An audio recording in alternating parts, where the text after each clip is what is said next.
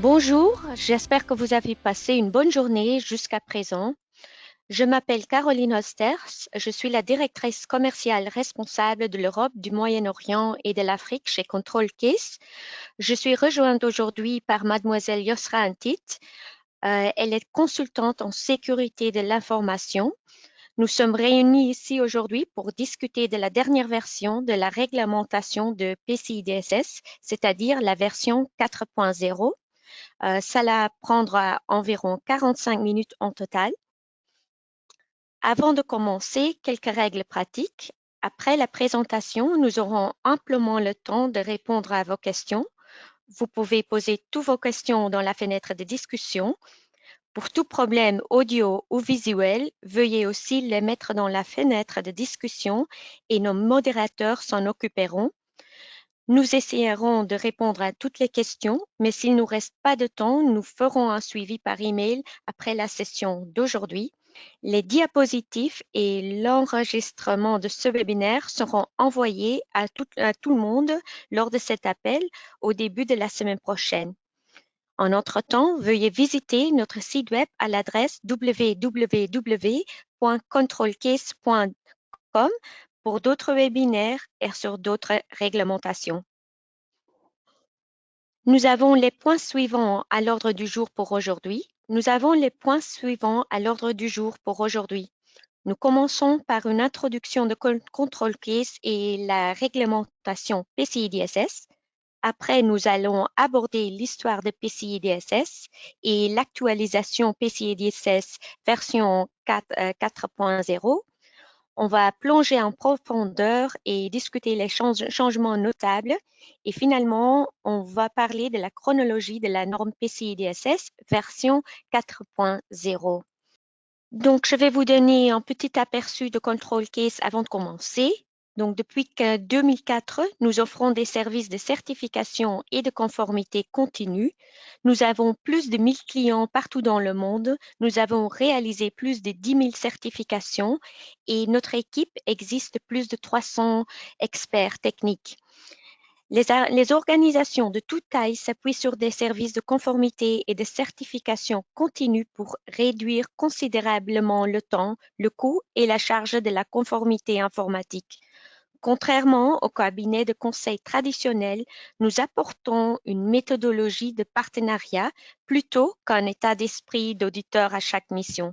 Nous allons au-delà de la liste contrôle et fournissons l'expertise, les conseils et l'automatisation nécessaires pour démontrer et maintenir la conformité de manière efficace et rentable. Que vous cherchiez à répondre aux exigences réglementaires, à répondre à la demande des clients ou à établir la confiance avec des clients potentiels, avec Control Case comme partenaire de conformité, votre personnel sera libéré pour se concentrer sur vos priorités stratégiques en éliminant les tracas et en réduisant le stress associé à la certification et la conformité continue. Control Case croit fermement à la simplification et à l'automatisation de la conformité autant que possible. À cette fin, nous avons développé un portail ITGRC appelé The Compliance Hub qui facilite grandement obtenir et sauvegarder la conformité et qui vous permet de travailler simultanément sur différentes certifications. Merci de nous faire savoir si vous seriez intéressé à vous fournir un démo à un moment donné. Nous offrons un partenariat stratégique de sécurité pour la conformité à la norme PCI DSS. Les évaluations PCI DSS doivent être réalisées par un évaluateur de sécurité qualifié qui s'appelle un QSA. Control Case a plus de 60 QSA dans son équipe et ils sont là chaque jour pour vous aider à obtenir votre conformité. Outre le PCI DSS, nous couvrons plus de 30 autres certifications que vous pouvez effectuer séparément ou simultanément avec le PCI DSS. Si vous souhaitez en savoir plus à ce sujet, n'hésitez pas à me contacter ou à assister à l'un des autres webinaires que nous offrons. Voici une image de notre tableau de bord de l'Audit Control Case One Audit. Notre Compliance Hub, comme je l'avais dit avant, vous permet de réaliser des certifications différentes simultanément. Maintenant, je donnerai le mot à Mademoiselle Antit qui vous renseignera sur les détails techniques du PCI DSS et la nouvelle version 4.0. Merci Caroline. On va commencer tout d'abord. Qu'est-ce que la norme PCI-DSS? La norme PCI-DSS a été créée en 2006 par les principaux émetteurs de cartes de paiement comme Visa, Mastercard, American Express, JCB, etc. Et elle est maintenue par le PCI Council. PCI-DSS a été conçu pour fournir des exigences opérationnelles et techniques pour protéger les données des titulaires de cartes. Nous sommes actuellement en version 3.2.1 de PCI DSS et la version 4.0 vient d'être annoncée. Les sous-exigences de PCI DSS sont regroupées en 12 exigences. Chaque exigence traite un domaine de sécurité bien défini. Ces 12 exigences peuvent être regroupées dans 6 objectifs de contrôle principaux et qui sont, premièrement, construire et maintenir un réseau sécurisé. Deuxièmement, protéger les données des titulaires de cartes. Troisièmement, maintenir un programme de gestion des vulnérabilités. Quatrièmement, mettre en place de solides mesures de contrôle d'accès. Cinquièmement, contrôler et tester régulièrement les réseaux. Sixièmement, c'est maintenir une politique de sécurité de l'information. Il existe de nombreuses familles de la norme créées par PCI Council et chaque norme est spécialisée dans un domaine spécifique du secteur des paiements. On trouve PCI DSS qui est créé pour sécuriser les environnements qui stockent, traitent ou transmettent des données de carte. Le PADSS, elle est créée pour sécuriser des applications qui traitent les données de carte. Le PCI P2PE est une solution technique pour chiffrer de bout en bout une transaction. Le PCI Card Production, c'est une norme pour la fabrication et la personnalisation des cartes. Le PCI 3DS, c'est une norme pour la solution de paiement 3D Secure. Le PCI PTS, ce sont les normes qui traitent la sécurité des solutions HSM, dispositifs POI et les transactions avec les codes PIN. Il existe deux types en fait de données de carte. Le premier type, ce sont les données des titulaires de carte. Et on trouve le numéro de la carte PAN, le nom de titulaire de carte, la date d'expiration et le code service. Deuxième type, ce sont les données d'authentification sensibles et qui sont les données de la piste, le code PIN et le code CVV. Revenons à l'historique de la norme PCI DSS. La première version de PCI DSS, la V1, s'est publiée en décembre 2004. En septembre 2006, la version est mise à jour vers la version 1.1, intégrant des clarifications et des révisions mineures. La version 1.2 est parue en 1er octobre 2008. Elle ne change pas des prérequis, mais améliore la clarté, la flexibilité et distingue des risques ainsi que les menaces. En août 2009, le Conseil des normes de sécurité PCI a annoncé le passage vers la version 1.2.1 dans le but de réaliser des corrections mineures. La version 2.0 est publiée en octobre 2010, mais n'a promulgué chez les commerçants et les fournisseurs de services qu'à partir du 1er janvier 2011 jusqu'au 31 décembre 2014. La version 3.0 est parue en novembre 2013 et est active depuis le 1er janvier 2014 jusqu'au 31 2017.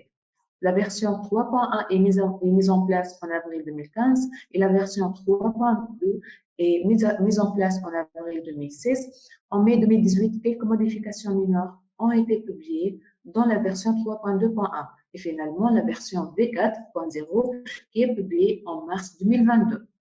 Maintenant, on va voir la mise à jour de PCI DSS, la version 4.0. Donc, le PCI Council a proposé une formation en juin 2022 pour permettre au QSA de commencer les évaluations dans le cadre de la norme PCI DSS 4.0. Les entreprises disposent de 2 ans pour passer à la version 4.0, mais elles peuvent aussi changer plus tôt. Donc, la nouvelle norme PCI 4.0 a 4 principaux objectifs. Premièrement, on trouve elle a comme objectif de continuer à répondre aux besoins de sécurité du secteur de paiement. Deuxièmement, c'est promouvoir la sécurité comme un processus continu. Troisièmement, augmenter la flexibilité des organisations en utilisant différentes méthodes pour atteindre les objectifs de sécurité. Et quatrièmement, améliorer les méthodes et les procédures de validation. Là, on trouve deux changements majeurs de la norme PCI DSS de la version 3.2.1 vers la version 4.0. Les changements méthodologiques, comme plusieurs petites mises à jour des exigences avec des clarifications ou des orientations supplémentaires. En plus, l'introduction d'une approche personnalisée pour fournir une méthode supplémentaire de validation des exigences afin de répondre à l'objectif des exigences. Aussi, introduction d'une analyse de risque ciblée pour diverses exigences critiques. Mais pour les fournisseurs de services, la confirmation du champ d'application de la norme PCI DSS au moins une fois tous les 6 mois et en cas de changement significatif de l'environnement du champ d'application.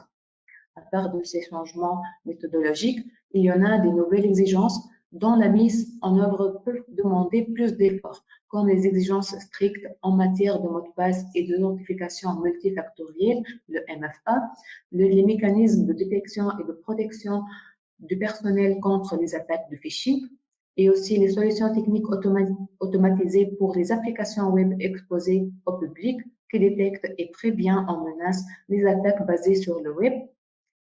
Et on trouve aussi les mécanismes automatisés pour examiner les journaux d'audit pour tous les systèmes CDE et critiques. Et finalement, les suivis des vulnérabilités internes par traçage authentifié. Maintenant, nous allons parler des changements majeurs en PCI DSS, la version 4.0. Donc, dans la version 3.2.1, l'exigence numéro 1 était installer et maintenir une configuration de pare-feu pour protéger les données des titulaires de cartes. Mais dans la version V4.0, la première exigence, c'est installer et maintenir des contrôles de sécurité de réseau. L'exigence numéro 2 dans la version 3.2.1, c'est n'utilisez pas des valeurs par défaut fournies par les fournisseurs pour les mots de passe, systèmes et autres paramètres de sécurité. Mais dans la version 4.0, la version 2, c'est appliquer des configurations sécurisées et à tous les composants du système. Dans la version 3.2.1, la troisième exigence, c'est protéger les données stockées des titulaires de cartes. Mais dans la version 4.0, c'est protéger les données des comptes stockés. Dans la version 3.2.1, l'exigence numéro 4, c'est crypter la transmission des données des titulaires de cartes sur les réseaux ouverts et publics. Mais dans la version 4.0, la quatrième exigence, c'est protéger les données des titulaires de cartes grâce à une cryptographie puissante lors de la transmission sur les données publiques ouvertes. Dans la version 3.2.1, l'exigence numéro 5, c'est utiliser et mettre régulièrement à jour un logiciel antivirus sur tous les systèmes couramment touchés par le logiciel malveillant. Mais dans la version 4, c'est protéger tous les systèmes et réseaux contre les logiciels malveillants. Dans la version 3.2.1, l'exigence numéro 6, c'est développer et maintenir des systèmes et des applications sécurisées, mais on trouve dans la version 4.0, l'exigence numéro 6 devient développer et maintenir des systèmes et logiciels sécurisés.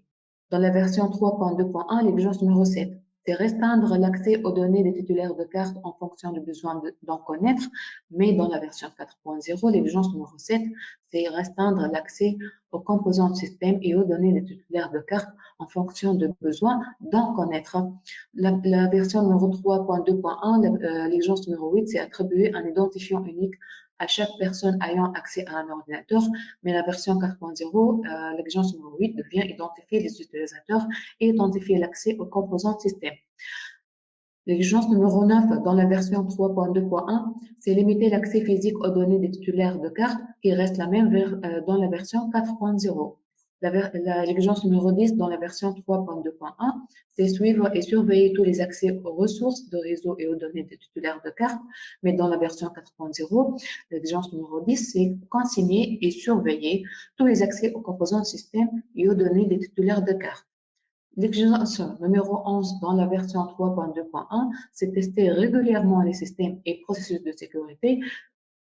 Mais dans la version 4.0, l'exigence numéro 11, c'est tester régulièrement la sécurité des systèmes et des réseaux. Finalement, l'exigence numéro 10 dans la version 3.2.1, maintenir une politique qui traite la sécurité de l'information, mais dans la version 4.0, l'exigence numéro 12 devient soutenir la sécurité de l'information par des politiques des programmes organisationnels. Donc, les principales mises à jour des exigences de la norme PCI DSS dans la version 4, euh, il y en a des changements dans l'exigence numéro 1, numéro 2, numéro 3 et numéro 5 et l'exigence numéro 12. On commence par l'exigence numéro 1, la norme PCI DSS 4.0. Il y en a des mises à jour de titre de l'exigence pour refléter l'accent mis sur les contrôles de sécurité de réseau plus large et remplacement le pare-feu et routeur par les contrôles de sécurité de réseau afin de prendre en charge un éventail plus large technologies, y compris la technologie du cloud utilisée pour atteindre des objectifs de sécurité traditionnels atteints par le pare-feu. Les changements majeurs dans l'exigence numéro 2, c'est la mise à jour de titre de l'exigence pour indiquer que l'accent est mis sur la configuration sécurisée en général et pas seulement sur la valeur par défaut fournie par le fournisseur. Les changements majeurs dans l'exigence numéro 3, c'est la mise à jour de titre de l'exigence pour refléter l'accent mis sur les données de compte et le remplacement des données de titulaire de carte par les données de compte pour appliquer des exigences de protection de données aux données de titulaire des cartes et aux données d'authentification sensibles, et même pas seulement aux données de titulaire de carte, afin d'être réceptifs des besoins des diverses parties telles que les émetteurs. L'exigence numéro 5, il y en a des mises à jour de titre de l'exigence pour refléter l'accent sur la protection de tous les systèmes et réseaux contre les logiciels malveillants. Et aussi, il y en a un remplacement de antivirus par anti-malware dans l'ensemble de l'exigence afin de prendre en charge une gamme plus large de technologies utilisées pour atteindre les objectifs de sécurité traditionnellement atteints par les logiciels antivirus. Les principaux modifications dans l'exigence numéro 12, c'est la mise à jour de titre de l'exigence pour refléter le fait que l'accent est mis sur les politiques et programmes organisationnels qui soutiennent la sécurité des informations. Donc, les objectifs de la norme PCI DSS, premièrement, c'est continuer à répondre aux besoins de sécurité du secteur et des paiements. Afin de répondre à cet objectif, les pratiques de sécurité doivent évoluer pour continuer à répondre aux besoins de sécurité du secteur de paiement à mesure que les menaces changent. Par exemple, la mise en place des exigences de matière d'authentification multifactorielle, la mise à jour des exigences en matière de mot de passe conformément aux meilleures pratiques actuelles du secteur et l'ajout de nouvelles normes en matière de commerce électronique et de phishing pour faire face aux menaces permanentes. Deuxième objectif, c'est promouvoir la sécurité comme un processus continu, car une sécurité permanente est essentielle pour protéger les données de paiement. Par exemple, le rôle et les responsabilités clairement attribuées au personnel travaillant sous chaque exigence et aussi les conseils ont été ajoutés à l'ensemble des exigences pour aider les organisations à mieux comprendre comment mettre en œuvre et maintenir la sécurité. Troisième objectif, c'est augmenter la flexibilité pour les organisations utilisant des différentes méthodes pour atteindre des objectifs de sécurité.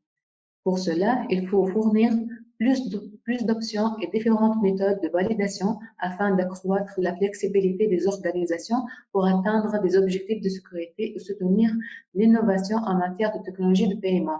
Et comme exemple, autoriser l'utilisation de comptes de groupe partagés et publics avec des exceptions et aussi introduction d'analyses de risques ciblées qui permettent aux organisations de déterminer la fréquence d'exécution de certaines activités. Quatrième objectif, c'est améliorer les méthodes et procédures de validation avec des options et de validation et de rapports clairs pour favoriser la transparence et la granularité.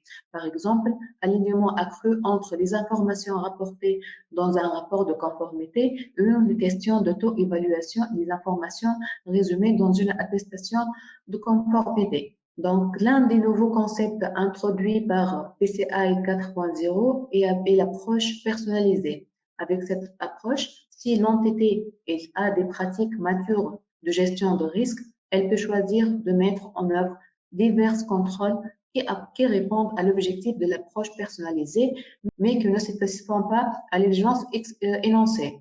L'approche personnalisée est différente de contrôle compensatoire. Il s'agit de mise en place des contrôles alternatifs pour atténuer le risque si l'entité ne peut pas satisfaire à l'exigence telle qu'elle est énoncée en raison de contraintes techniques ou commerciales documentées.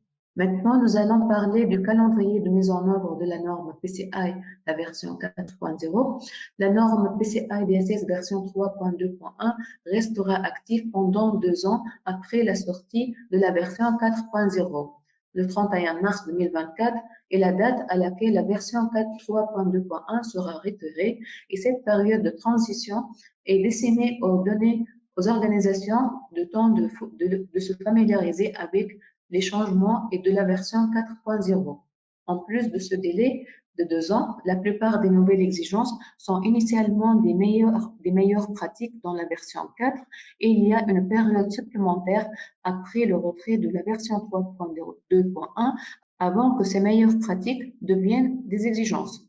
La date d'entrée en vigueur de ces nouvelles exigences sera le 31 mars 2025. Il convient de noter qu'il y a beaucoup de nouvelles exigences de mise à jour et nous encourageons fortement les entités à commencer à se familiariser avec les changements et à commencer à planifier des mises à jour. Concernant le passage de la version 3.2.1 à la version 4.0, PCI Council a commencé en Q3 2022 pour les permettre à commencer les évaluations par rapport à la version 4.0. Certaines nouvelles exigences sont en vigueur immédiatement pour toutes les évaluations 4.0, par exemple celles qui sont basées sur la documentation qui sont censées exister déjà. En 31 mars 2024, PCI version 4.0 devient la version exclusive à utiliser et PCI 3.2.1 sera retiré et la plupart des nouvelles exigences ont une date d'entrée en vigueur fixée au 31 mars 2024. Jusqu'à cette date, il s'agit de meilleures pratiques. Toutefois, une entité peut les inclure dans son évaluation avant cette date si elle est prête à le faire. Vous pouvez trouver les détails sur le fait qu'une nouvelle exigence soit effective immédiatement pour la version 4.0 ou qu'elle constitue une meilleure pratique jusqu'à 31 mars 2025 dans le résumé des modifications de la norme 4.0 publiée par PCI Council. Merci Osra pour cette excellente présentation. Maintenant, nous allons lire et répondre à quelques-unes des questions qui sont venues dans la fenêtre des questions. Pour le reste des questions, je veillerai à ce que notre équipe vous contacte avec les réponses à toutes les questions que nous n'avons pas pu résoudre. Merci, c'est tout le temps que nous avons aujourd'hui pour notre webinaire. J'espère que vous avez trouvé ce webinaire utile. Nous avons encore quelques questions supplémentaires que nous répondrons par email car nous n'avons plus de temps. Les diapositives et un enregistrement de ce webinaire seront envoyés à tout le monde lors de cet appel au début de la semaine prochaine. N'hésitez pas à visiter notre site web à l'adresse www.controlcase.com pour d'autres webinaires sur d'autres réglementations. Merci pour votre temps. J'apprécie vraiment le temps que vous avez pris aujourd'hui pour nous rejoindre. Passez une excellente journée et jusqu'au prochain webinaire. Au revoir.